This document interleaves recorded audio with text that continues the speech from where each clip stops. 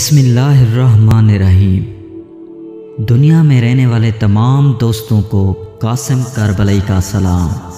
پیارے دوستو، حضرت امام محمد باقر علیہ السلام کا حضرت مختار کو برا کہنے سے منع کرنا۔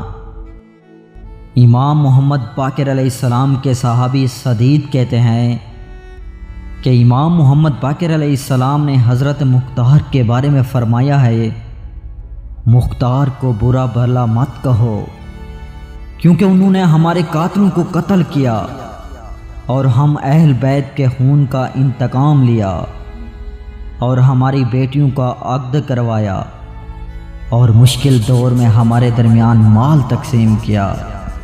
اور حضرت مختار کے بارے میں آیت اللہ تک کی بیعت کا نظریہ۔ مختار اہل نماز تھے اور اولیاء خدا میں سے تھے۔